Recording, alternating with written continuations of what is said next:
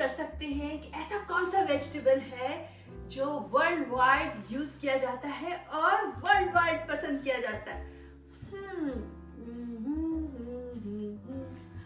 If you guess it, if you guess आलू, potato, आज की रेसिपी आपके नाम. तो आज बनाते हैं आलू के कबाब. जी हाँ, जो पूरी दुनिया में ऐसे ही खाया जाता है जैसे मेरे मुल्क में. तो चले बनाते हैं आलू के कबाब. तो अगर आप देख रहे हैं कि मैं आज बहुत एक्साइटेड लग रही हूँ, तो इसकी वजह यह है कि ये डिश बहुत ही मज़ेदार सी बनती है और जल्दी बनती है और सिंपल है, जिसमें आप आलू को लिटरली टेस्ट कर सकते हैं. बहुत ज़्यादा मसाले नहीं और क्विक एंड डिलिशियस. तो यहाँ पे मैंने ऑलरेडी आलू जो हैं वो बॉईल कर लिए हैं. आलू को छील के मैंने पानी में अच्छे से कवर कर दिया और फिर उसको बॉईल किया थोड़ा सा नमक डाल के. और फिर जब वो गल गए, जब मुझे लगा कि वो गल गए हैं, तो मैंने उसको ड्रेन किया और फिर ठंडा कराया. रूम टेम्परेचर पे भी कर सकते हैं अगर आपके पास टाइम है, but to expedite the process मैंने इसको फ्रिज में रख दिया था और अब ये अच्छे से ठंडे हो गए हैं. तो अब हम इसको करेंगे, इसका निकालेंगे भुर्ता. जी हाँ, इसको क्या कहते हैं, इसको और क्या कहेंगे, भुर्ता ही कहेंगे ना. हाँ, भुर्ता.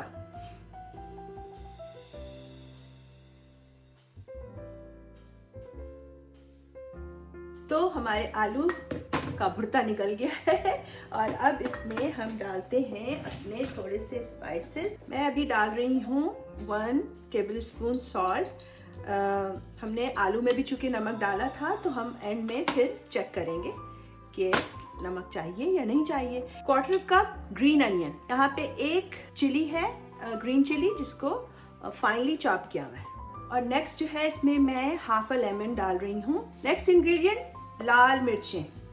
ये मैं 1 भर के टीस्पून इसमें डाल रही हूँ. आप अपनी टेस्ट के मुताबिक कम और ज़्यादा कर सकते हैं. और इसके अलावा मैं इसमें डालूंगी फ्रेश गार्लिक. फ्रेश गार्लिक का मज़ा मुझे बहुत अच्छा लगता है और कबाबों में तो एक्सीलेंट, बहुत ही अच्छा. और जितनी देर में हम यहाँ पे अपने कबाब बनाएंगे, मैंने ऑलरेडी अपना पैन ऑयल डाल के शैलो फ्राई करेंगे इसको, बहुत डीप फ्राई नहीं करना है. तो वो ऑलरेडी हीट अप हो रहा है. तो अब करना है मिक्स. तो हमारा आलू का मिक्सचर रेडी है और अब बनाते हैं इसके कबाब. और थोड़ा सा ऑयल लगा ले रही हूँ हाथ में. ओके, ये देखें.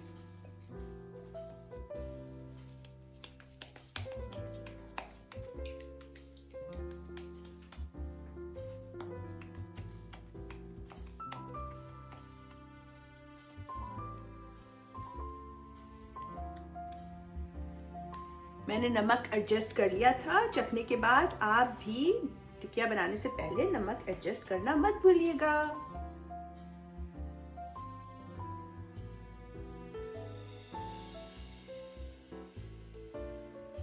तो हमारे सारे पैटी आलू के कबाब तैयार हो गए हैं. अब जो है नेक्स्ट प्रोसेस की तरफ चलते हैं.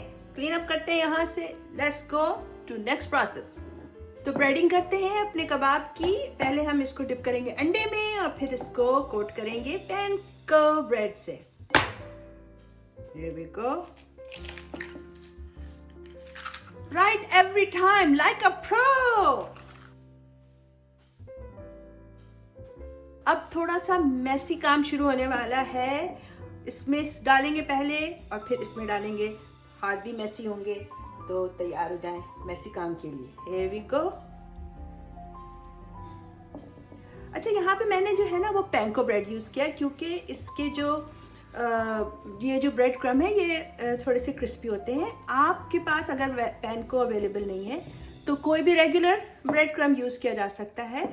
और अगर रेगुलर ब्रेड क्रम भी नहीं है तो नो वरीज. आप जो है वो घर में ब्रेड तो होती है हर एक के, आप उसको ग्राइंड करें और आपके फ्रेश ब्रेड क्रम रेडी हैं. तो हमारा ये पहला आलू के कबाब की ब्रेडिंग हो गई है. और इसी तरह मैं अपने सारे कबाबों की ब्रेडिंग करती हूँ और फिर मिलती हूँ आपको फ्राइंग स्टेशन पे.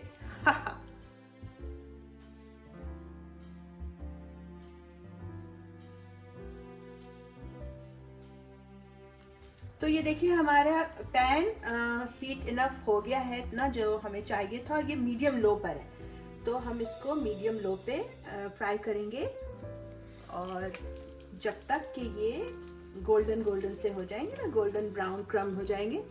ہم اس کو اوور کراؤڈ نہیں کریں گے کیونکہ یہ بڑے ڈیلیکیٹ سے ہوتے ہیں. یو ڈونٹ وانٹ ٹو جب آپ فلپ کر رہے ہیں تو اپنے چمچ سے دوسرے کو انجرڈ نہیں کرنا چاہتے دوسرے کباب کو.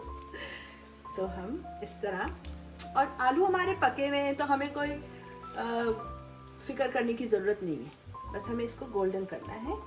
اور دیکھتے ہیں کہ کتنی دیر میں ہو رہا ہے یہ، پھر آپ کو بتاتے ہیں. Beautiful colour, look at that.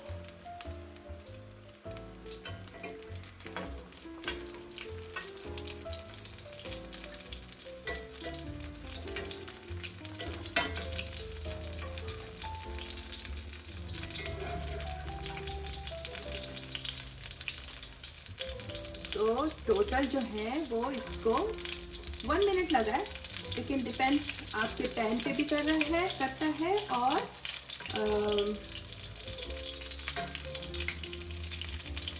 How much heat you have.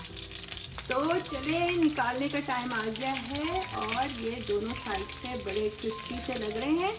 ان کو نکالتے ہیں اسی پین میں اس میں، اور جناب ڈالتے ہیں اپنے باقی. یہ دیکھیے ہمارے سارے آلو کے کباب ریڈی ہو گئے ہیں، کرسپی آف کورس بیکاز ہم نے بریڈ کرم لگایا ہے اس کے اوپر، اور اس کو ہم نے سلو آنچ پہ ہی فرائی کرنا ہے کیونکہ آلو تو ہمارے پکے ہوئے ہیں، لیکن اگر ہم بہت تیزی سے فرائی کریں گے تو بریڈ کرم برن ہو جائیں گے اور ان کا ٹیسٹ بھی خراب ہو جائے گا اور کرسپی بھی نہیں ہوں گے. تو میڈیم لو سے بھی تھوڑا لو ہی رکھیے گا، اور اس کو اچھے سے گولڈن براؤن ہو کے جب ہو جائے تو ریڈی ہو جائیں گے. اچھا، اب اس کو آپ کسی بھی چیز کے ساتھ کھا سکتے ہیں. بٹوین 2 بنس رکھیں، برگر بنائیں، لیٹس رکھیں، میرے ساس، اور زبردست سا برگر بن جائے گا. اس کے علاوہ کھچڑی جو ہوتی ہے، ڈرائی کھچڑی، مونگ کی کھچڑی، یا گرین والی دال کی، جو چھلکے والی دال ہوتی ہے نا مونگ کی، اس کی کھچڑی، اور کچھ نہیں تو آلو کی تہری مزیدار سی، اور مائی فیوریٹ دال چاول.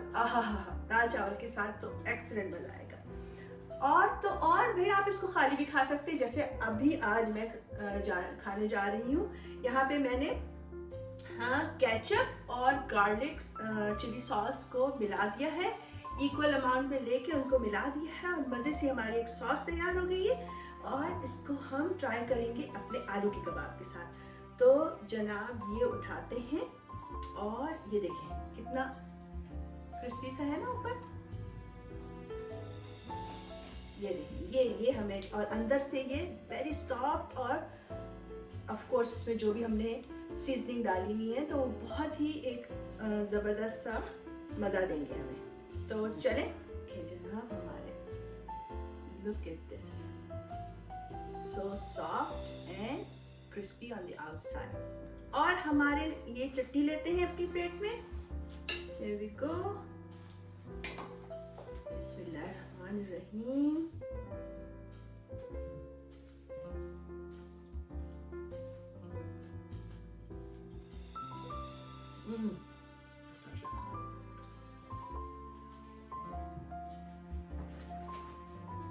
ساری چیزیں کا اپنا ایک ویری سرل ٹیسٹ ہے، کوئی چیز اوور پاور نہیں کر رہی ہمارے آلو کے ٹیسٹ کو.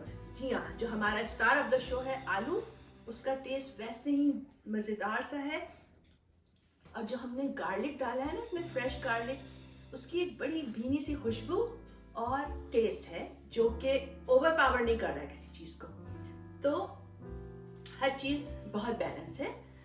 مزیدار سے ہمارے آلو کے کباب جلدی سے بننے والے اور سب کو خوش کر دینے والے.